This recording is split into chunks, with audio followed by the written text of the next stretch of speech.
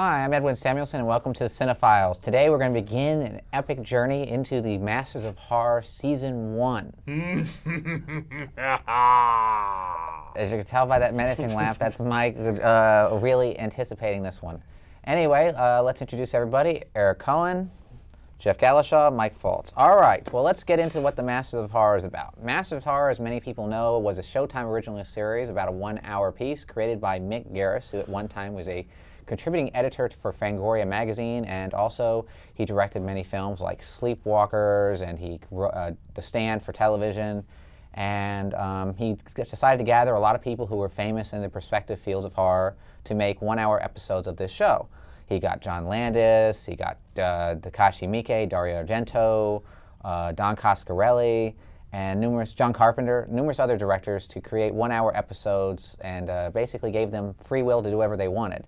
A lot of the episodes really were mixed, but we're going to do our best to just, review them and give them a fair shake. So let's start off with this. And Mike, please remind me of the first one, which is the... That would be Don Coscarelli's Incident on and Off a Mountain Road. Yes, and Don Coscarelli, as many people know, directed the infamous Phantasm series. He's responsible for that, and quite a few other little films. I didn't think this was a really good episode. I thought it was actually kind of a very weak episode to start the series off with. Angus Scrimm, actually, who plays the tall man in Phantasm, actually has an appearance, a very important appearance, but I felt his appearance came off more as a spoof of horror films than as actual what they were going for, which was a horrific They had him play the crazy old man. Yeah, it was overdone, and the thing that makes me upset is that the whole story we should get into also is about a woman who actually gets in a situation where she's lost in the woods and she's trying to get away from this creature in the woods, if I'm not mistaken. Well, you have like she's a typical killer. Yeah, there's a moon face, they call him. There is, and there's like a twist. I mean, there's a reason why she's out there. Remember, and she winds up being chased by the archetypical Pumpkinhead type creature. He's a serial killer guy, cannibal, whatever. And the only angry is it didn't have to be this type of creature. It could have just been a normal human being. That's to me what ruined it. My feeling about it is it was meant to be a spoof of the genre. I mean, my thing was it was very efficiently done.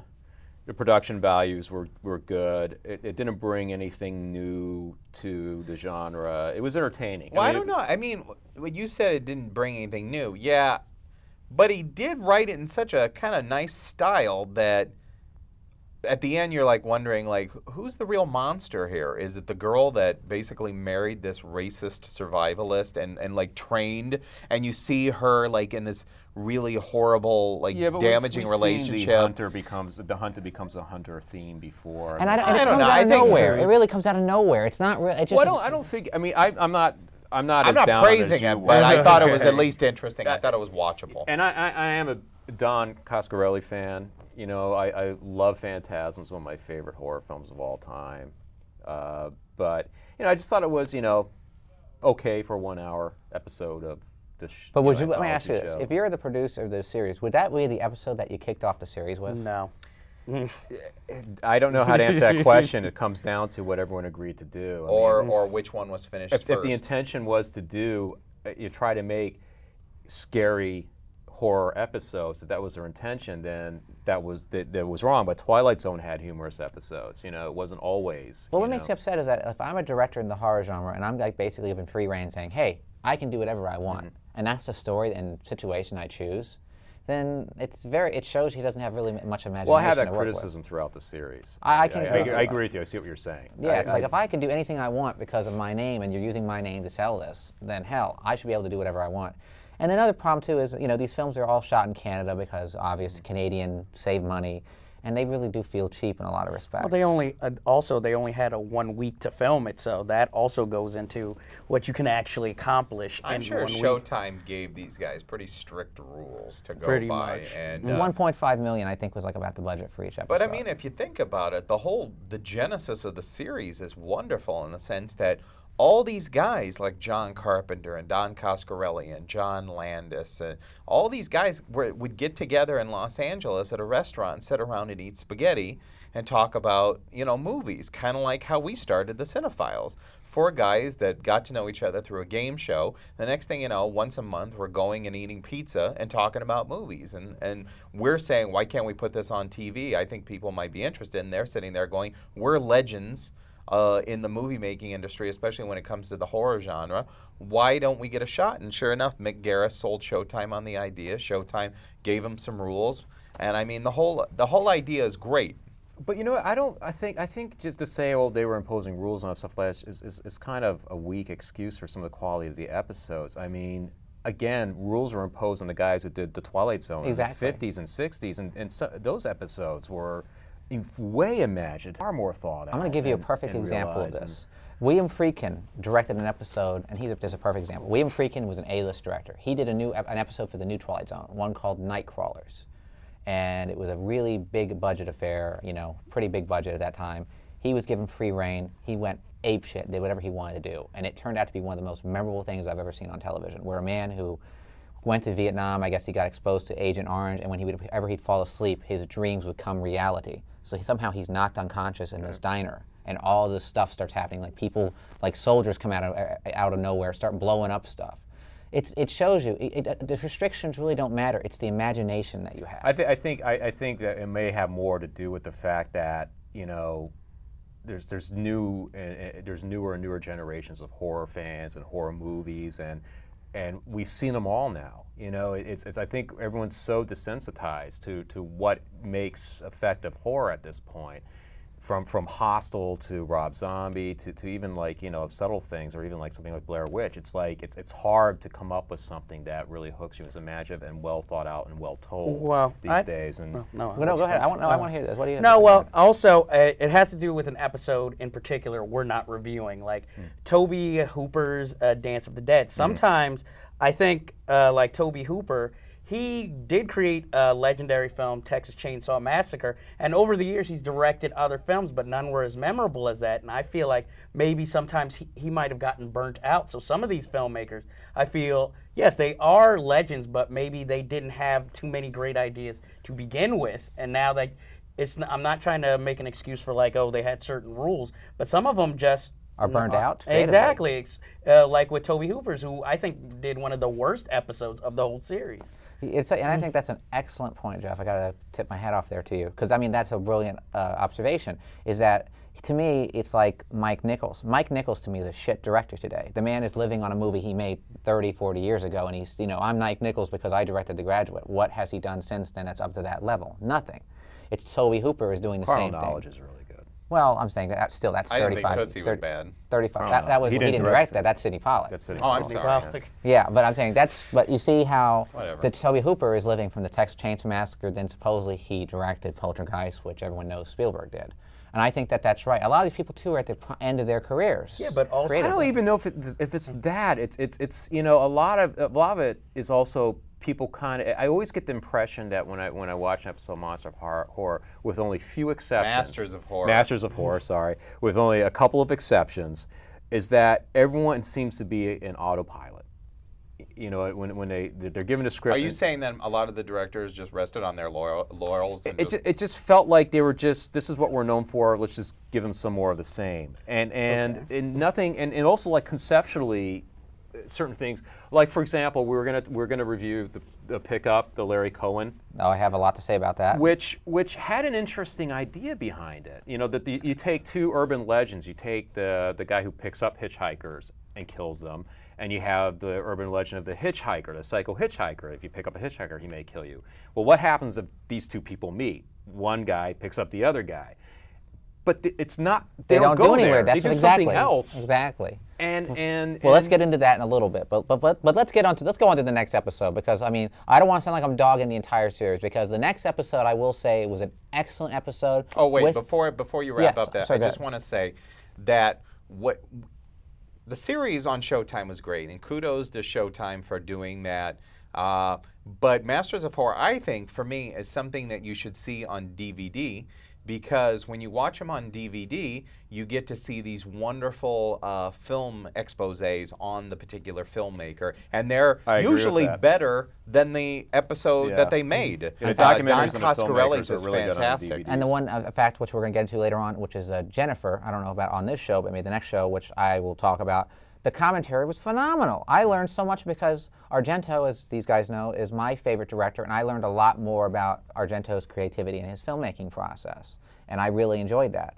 But let's go on to the next person here, and this is the next episode and this is I think perhaps the best episode of the first season, which is Joe Dante's Homecoming. Oh, I hated it. Unfortunately, I think it was a little overhand, a little bit overdone, but I really Heavy-handed? It's a little heavy. Thank you. That's a better word. Heavy-handed, but I really admire that. That to me felt like we were talking about how he was able to do whatever he wanted and he did what he wanted. This was one, at least I felt that the director himself, really felt and believed in what he was doing, and he made a movie. I didn't like all of it, but I love the basic concept where soldiers are going to war and they come back dead, but then they're actually alive.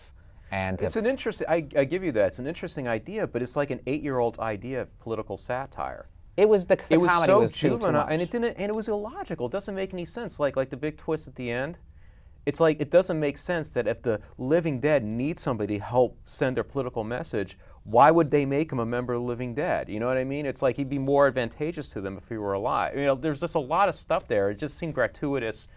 Wouldn't this be like satirical if we do this and we had the Ann Coulter parody and all that stuff? And it didn't even work as satire. It wasn't funny. I still think Joe Dante did a great job, and I give him credit because at least I felt he put himself into the movie. When I saw that movie, I felt, okay, this is Joe Dante trying to make something that's his own, not trying to make a product. I was just talking about Don Coscarelli. I felt he was just putting the pegs in motion and following a diagram.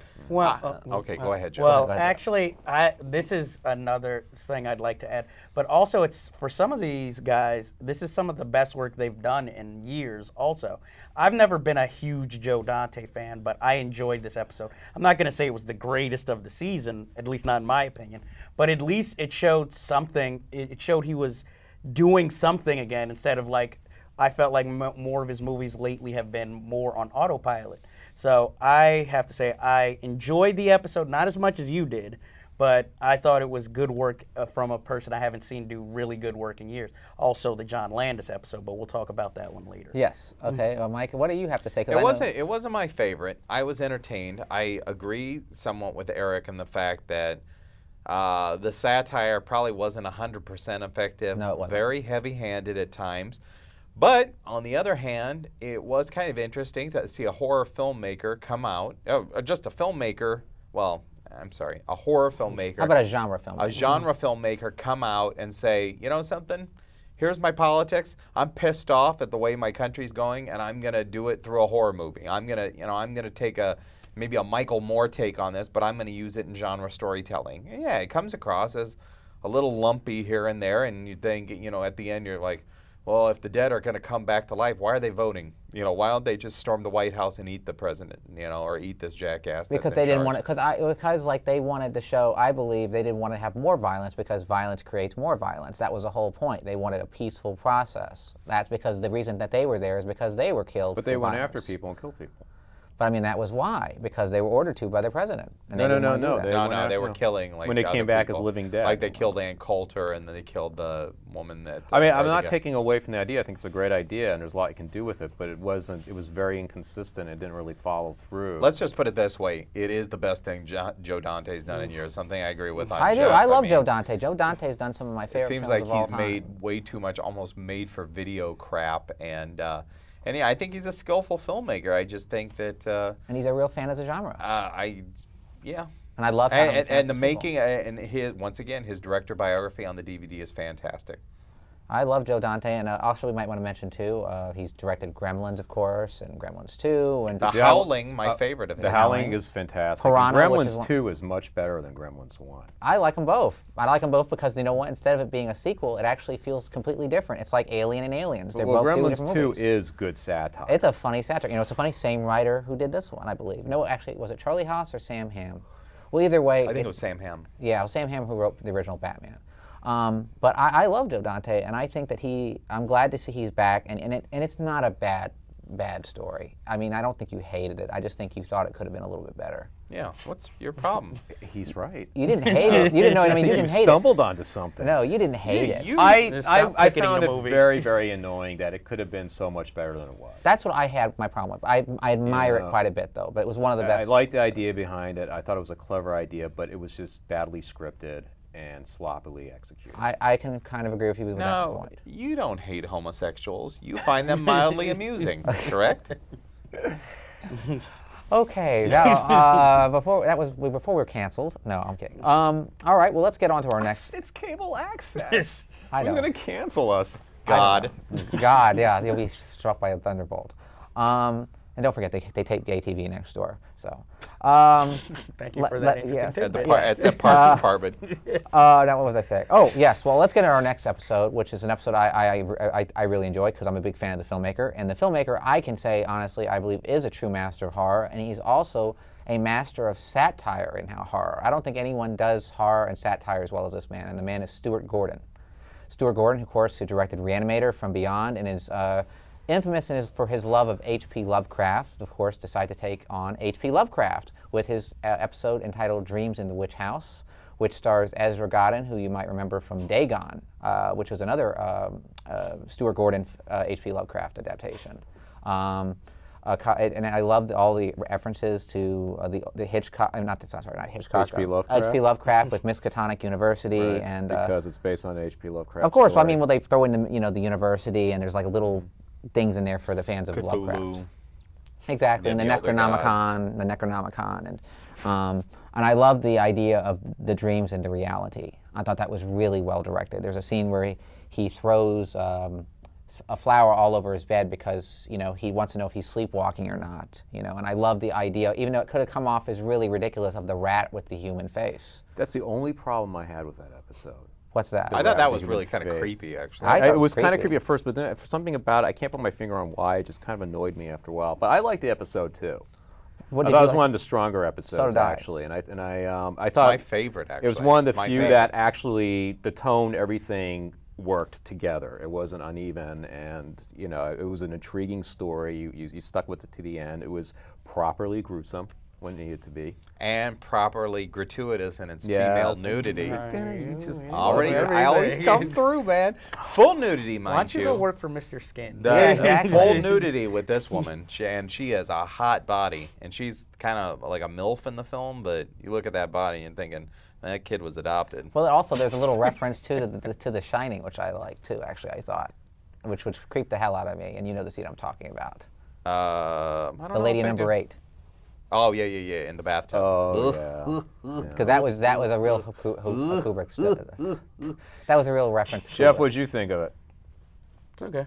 It Well, what's that mean? Jeez, was come on. it was okay. That's what it meant. What didn't you like about it? I just don't. I mean, what am I trying to say here? Yep. It was entertaining. I mean, I really don't get into all this H.P. Lovecraft. If that is wrong of me, I'm sorry, but I just really couldn't get into the episode. I'm not the biggest fan of Bratz. So You like Stuart Gordon? I mean, I like Reanimator like most people, but I didn't like King of Ants, for instance. Well, King of Ants, I believe, is one of his weakest films. I watched this. But I've never seen I Dagon. watched this, and the thing that I thought in my mind is, I miss Stuart Gordon. I miss Stuart Gordon. Actually, my favorite movie from the '80s is From Beyond. I like that better than I liked. It's so many people I know who I say did not that. like From Beyond. I have never but that's Oh, watched I From love From Beyond. Beyond. That's Stuart Gordon's It's just show like right the there. perfect movie to watch while tripping on acid. It's Well, just, you'll be happy to hear that the director's cut's even longer. It has more in it. So look at it. I was Oh. very disappointed in that movie. And I I've never cannot seen believe it. Dagon. Dagon is terrific. Dagon, direct to video, but really fantastic. Actually, I fun. saw it in the theater, believe it or not. Really? It did It play was theater, released and for 5 minutes? I got to meet Stuart Gordon and Dennis Pioli. I got a picture Wow, of it both. was released for 5 minutes. It was at the Anthology Film Archives, but hey, it was a 35 Wow. print. I saw it on the Sci-Fi Channel. I it's saw it on the sad. Sci-Fi Channel too. Well, it's a very good movie, and in fact, believe it or not, I that was was supposed to be the follow-up to Reanimator, but they didn't have enough money, so they Oh, did really? it From Beyond instead. So there you go. I was very entertained. Well, I love Stuart Gordon. I think he did a really good job with it, and it's definitely one of my favorite entries of the Masters of Horror first season. I don't know if you guys are aware of this, but the actual Masters of Horror series has been canceled. Supposedly, the ABC network has now picked it up. I don't know if that's true or not. I heard that. I read that somewhere. Yeah. That's right. So it's gonna. So that means it will Be all really toned down. shitty. Or maybe it'll improve the creativity of people. Well, you know what's so involved. funny is they actually did, I don't know if you guys are aware of this, but they actually, the same team did a show called Masters of Science Fiction. And I've heard of that. I don't think I actually ever saw it. created 6 episodes and only aired 4, and they dumped them on summer, and they canceled the show before it even was aired. And it was very sad because there were some really good stories. Harlan Ellison was one of the writers. Yes, I had read something about that, right? It had Brian Dennehy in some of the episodes, Anne Heche, and it had some of the team from the Outer Limits involved. Well, for me, my favorite episode of the first season of Masters of Horror didn't even air. I loved the Miike episode. my I least thought favorite he put a lot of artistic strength into that. It's hard to watch, and the only thing that really makes it just fall a little bit short is that awful performance from Billy Drago. I mean, he's just awful in it. But what's funny is when you watch the making of, he's so completely normal. I know. It's like I agree. You watch it. You watch him in the episode, and he's like, "Oh, I want to see her face again." But artistically, it's a beautiful episode. And then you see him on the DVD of the making of, and he's just like, "Yeah, well, I don't know. I really like the script, and I enjoyed working with the director. I liked his vision. And, he's like so over the top. I mean, he's over the top. He makes Al Pacino look like a very subtle actor. He's just very. It's like that's the only American actor they could get to play that part. I mean, there must have been like several better ones that are I also think because he direct-to-TV probably resembled quality. like a Takeshi Miike. But it's William for me Friedkin that was the only was busy. episode that kind of fulfilled the potential of giving a really creative, exciting director something to work with and see how far they can go with it artistically, and it definitely wasn't on autopilot. Well, I can't lie to you. Well, Takashi Miike is one of my least favorite directors. great sets, by the way. Great set just- design. and costumes and the whole And thing. so Another fucking thing that disturbing. that I had a problem with that episode is also that for some reason everybody had to speak English in it. Well, that's why, and then actually it's because they want to market to American audiences But, who are not I going to think watch it- anything with subtitles. You know how it is. I So would watch the disturbing, subtitles. though. Oh my God, one of the most disturbing torture scenes I've ever seen in my life. Can you understand why it was graphic. banned from Showtime? Yes, it is a very, very, It's very it's- disturbing. It's just as bad as Audition. Yeah, worse, I think, maybe. Worse to me. Let me ask you guys now, because I want to, because we're only going to do 3 on this show. But who would you like to have seen direct the Masters of Horror who wasn't invited on the first 2 seasons? Eli Roth. I think that's a satirical moment. We have 5 minutes. I think he was. Fuck him. I think he was involved with those Masters of Horrors dinners, whatever, those guys to get together. And Well, see here. there's like a famous photograph where they got all those directors together yeah, and I saw photographed them. Everyone was like, what the fuck is this about? And you find out they're going to do a TV series together. And I thought Eli Roth was a part of that. Well, I don't know see, why he isn't. Also, my problem was that some of these directors that they named as Masters of Horror had only made one horror film their whole career, like Rob Schmidt, who had only directed, I think, the movie Wrong Turn. Yeah. And he had, I think, directed Fair Hair Child was the episode. And I was like, how did he become a Master of Horror? He only had directed that one film. And one But that movie was called- second season, wasn't it? Yeah. Yeah, well, I'm sorry So if either I way, it's the jumped whole ahead. series. It's the whole season. I fucker. mean, the whole series. You know who I was disappointed in that did not get to direct, and because of health reasons, one of my idols was Roger Corman. Roger Corman was lined up to do an episode, and he had to drop out because of health reasons. And I Really? believe He's an old guy. well, he's 80 years old now, but you know who? And I think Bill Malone took his place. And then who else was also involved or supposed to be involved? I'd love to see. Wasn't Rob Zombie supposed to direct an episode? I don't know about, but I do know George Romero was supposed to direct an episode. They were talking to him at the time, but he wasn't able to. Well, do it. surprised he some didn't. episode was completed, and he gets some sort of credit on it, but he didn't exactly direct it. I think it was like a concept by George Romero. Maybe he made the idea and he had to drop out because haven't seen that he's doing his episode. other things. I'm trying to think of some other people who would be really good Masters of Horror. In fact, I have to say, like, one of my favorites, well, I know I'm biased, my friend Jeff Lieberman, who did Squirm and Blue Sunshine. I think Blue Sunshine, he would be interesting. I mean, but you'd have to go back and find people. I mean, he's dead now, but Bob Clark probably. that would have been a perfect hit. He was still alive when the series was on, which is a And shame. William Friedkin. William Friedkin, of course, would definitely do an episode, or even Bill Lustig, who did Maniac, would be a good one. I'm just trying to think. I mean, I'm thinking of people because, I mean, it's better him than Rob Schmidt, like you said, who just did one movie. I mean, one movie does not make you a master of horror. I'm sorry. True. You know, but I will And there's say, those French guys that did Hills Have Eyes. And, High Tension, but they're actually doing Hollywood movies now, so there's no reason for them to do it. They did just produced a movie, which I saw, and P2. oh boy, not very good. Not good at all. Yeah, I saw Avoid that that, by the way. Mm-hmm. But I'm trying to think. But I mean, and also another thing I think they could have done was got some good horror writers. You know, the only horror writer really that I noticed there, and actually we'll get into it in our next episode too, which will come on soon, which will be David J. Shaw, who used to write for Fangoria and is a very famous, you know, horror writer. You know, he was one of the cyberpunk writers. Well, I assume in the next episode we're going to talk about cigarette burns, but the guy who is known as Moriarty on Ain't It Cool News co-wrote that episode, and that's an interesting episode. Doesn't quite go where you'd like it to go. Well, we're going to discuss that, I hope. Yeah. Next episode. That'll be our next episode. And didn't McGarris write a bunch of the episodes for other directors also? He was basically the creative consultant, so he was basically supervised. He was like the executive producer. You know, he supervised all the stuff. You know, it's his child, the show, and he just supervised. I think the biggest enemy to this series, whether it was the writing or the production or the direction or whatever, I think was just laziness. Oh, okay. Well, we got 1 minute left. So I agree. Of the three we just reviewed today, what would be your favorite of the episodes that we just reviewed? Well, my favorite of all of them, no matter how many we discuss, my favorite of all of them is definitely Dreams of the Witch House. Stuart Gordon he did a really wonderful job with the hour that he was given. Great performances, great story, great nudity. Great. All you need for a great film. Yeah, minus a star for if you don't like nudity. How about you, Jeff? Well, out of the three, I would say I enjoyed Homecoming the most.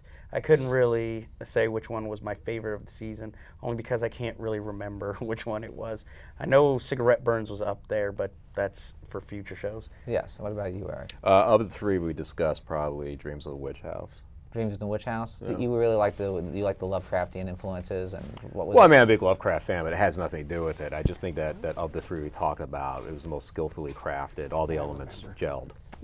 Yeah. Well, my favorite course is Homecoming, and like I said, it has its flaws, but I love Joe Dante, and if you're a big Joe Dante fan, you can also see a lot of Joe Dante's, you know, what would you call them? His stock actors, or what's the word I'm looking for? His acting crew, who is what would you call that? Repertoire. His repertoire there. Robert Picardo, Belowski, and a few others.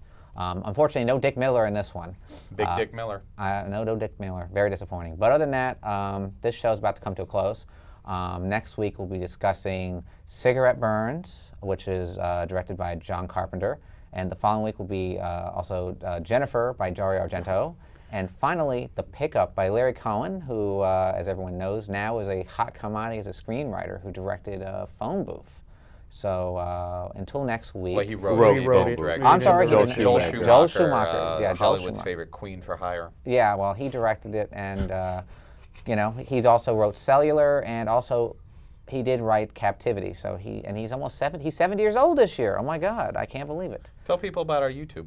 Yes, and people be sure to check Thank out you. YouTube and MySpace for more information on the show, and email us and check out some more episodes and share your comments. And like I said, the sites haven't been updated too much, but they will with a lot of our older episodes very soon. And please check them out and let us know what you think. See you next week. Until next week, thank you. I'll be there.